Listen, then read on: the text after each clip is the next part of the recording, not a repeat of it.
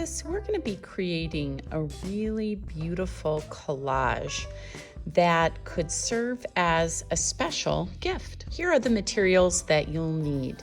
You should have received a couple pieces of pink paper, a couple pieces of green paper, your rubric, some paints, 2 greens, a red and a white, a couple of foam brushes, a pencil, pair of scissors, and possibly templates if you choose to use them. Let's take a moment to review the rubric. Our project description is students will use a painting technique called double loading, which I will model for you, and collage to create a brightly colored textured pot of roses. I'd like to demonstrate how you can use double loading to create an interesting texture on a painted paper. We're going to be using foam brushes, and for the double loading, you're going to be dipping in both your red and your white, and you can see that they're both layered on there. What's cool about this is as we paint, some areas will be white, some areas will be red, and there's also going to be quite a few places where those mix to make different pinks. Our goal is just to cover the paper with textured paint, and then later I'll show you how we're going to use that to make flowers. Here's what my process will look like.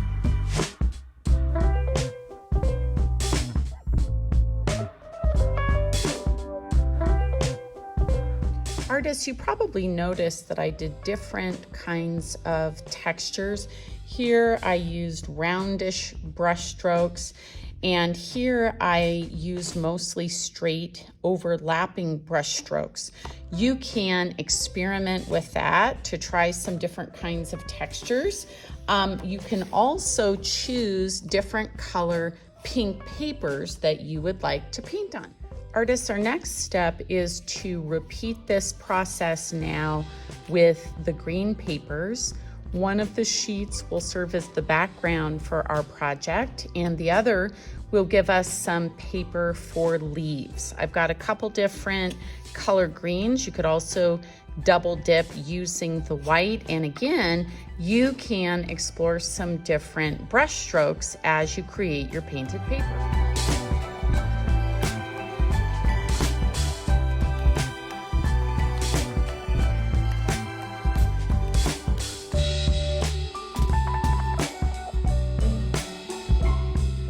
Artists, now that I have my papers painted, I'm going to go ahead and let these dry completely, and then we'll talk about how we're going to turn these into a beautiful pot of roses. Artists, now that our papers are dry, we're ready to cut out the pieces that are going to make our flowers and leaves. Now you can see here from the sample that the flowers are not just a single layer. They're actually 3 different layers of petals plus a center, and then the leaves are just a leaf shape with a fold. I'd like to show you how we're going to actually cut out the parts to make those. So you have a couple of different options. One option as we go to making the 3 layered flowers is that you simply draw the different sized flowers and cut them out. Another thing that you can do is create a template that you can just draw once, cut out, and then trace. You can see from here I've got a big flower, then the medium size, and then the small size. And then of course we'll kind of shape these to give them that pop out appearance. So I'm going to leave that option up. If you decide to make the template, it'll look like this.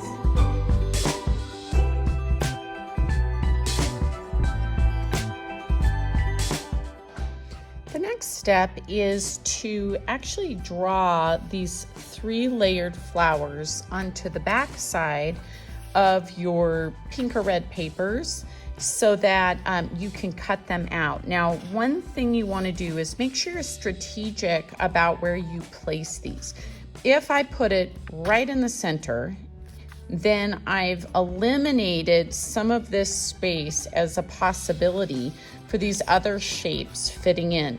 And so what I want to do is kind of be as careful as I can about maximizing the space so that I can get as much as I can onto these pieces of paper, because I only have 2 to work with. So maybe that would be great. I can squeeze them in there. So I'm going to trace these. If you decided not to use a template, you would just simply draw that on.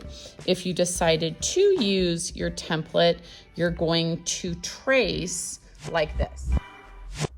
Students, you'll see that tracing these 3 layers is enough for 1 flower, since these are going to be put on top of each other.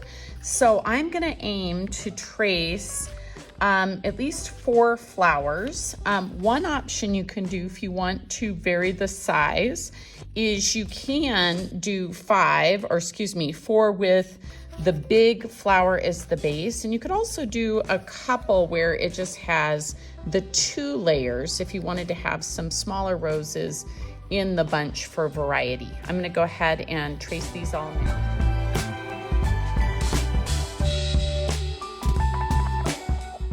Students, you may have noticed there were a couple of times where my templates didn't quite fit in the space that I had, so I just did those freehand, another 5-petaled flower or layer of a flower that would fit in that space. My next step is to cut these out and sort them by size.